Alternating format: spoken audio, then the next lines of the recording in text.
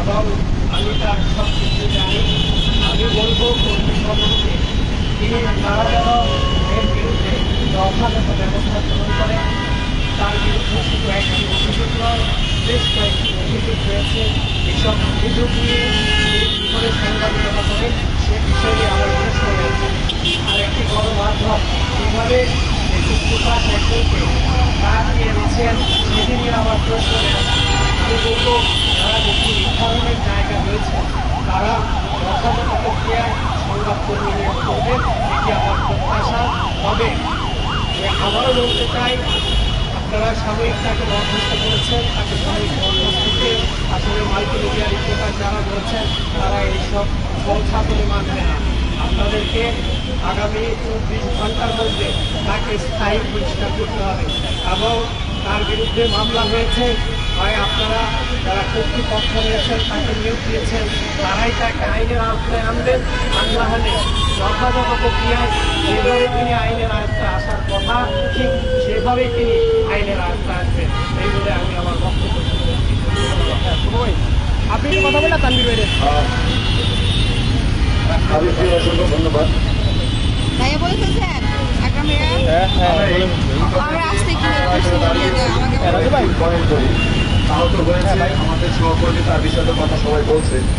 একটা বিষয় আমরা দেখি, এখানে যদি পরিবারে আসতো মাল্টিমিডিয়ার কয়েকশো মোবাইল আমরা দেখতে পেতাম।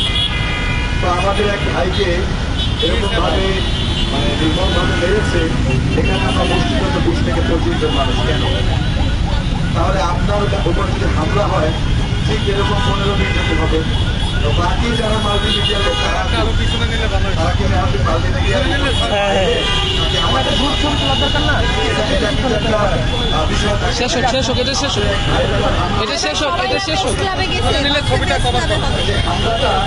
আমরা মাত্র এখানে 20 পর্যন্ত সাড়ে 11টায় সেখানে 100 মোবাইল দেখতে পাবো, 100 মোবাইল দেখতে পাবো। তার মানে আমাদের ইউনিটি নাই। আজকে কালবেলার এক সাংবাদিকের উপর এক গণমাধ্যম কর্মী হামলা করেছে, আগামীকাল আপনার উপর করবে, এরপর আমার উপরও করতে পারে। তার মানে আমাদের ইউনিটি নাই। আগে হচ্ছে আমাদের নিজেদের শক্ত হতে হবে, আমাদের নিজেদের সেফ থাকতে হবে, আমাদের ইউনিটি থাকতে হবে। যে আমার ভাইয়ের উপরে হামলা হয়েছে, আমার কালকে যেমন কালবেলার আকরাম যে এই বাহিনীর জন্য দৌড়াদৌড়ি করেছে, মামলা করেছে, হসপিটালে গিয়েছে, আপনার জন্য কে যাবে? এটাকে আপনি ভাবেন আপনার হাউসে কেউ যাবে আপনার জন্য? সো আমাদের এই ইউনিটিটা নেই। আমরা হয় কালকে পর্যন্ত, আজকে আমরা শেষ করে দেবো। আমাদের মধ্যে কোনো ইউনিটি থাকবে না। যদি আমরা শক্ত ইউনিটি না করতে পারি, এরকম হামলা আমাদের গণমাধ্যম কর্মীদের উপর হবে। আর আমরা প্রথম দিনেই যা বলার বলে যাবো, এরপরে এই নিয়ে আর কিচ্ছু হবে না। তার সবচেয়ে আগে দরকার আমাদের ইউনিটি। এরপরে বলবো যে আসলে আমরা যারা গণমাধ্যমে কাজ করি, গণমাধ্যম কর্মী ভাই ভাই সহকর্মী, আমরা একসাথে রাস্তাতে দাঁড়িয়ে চা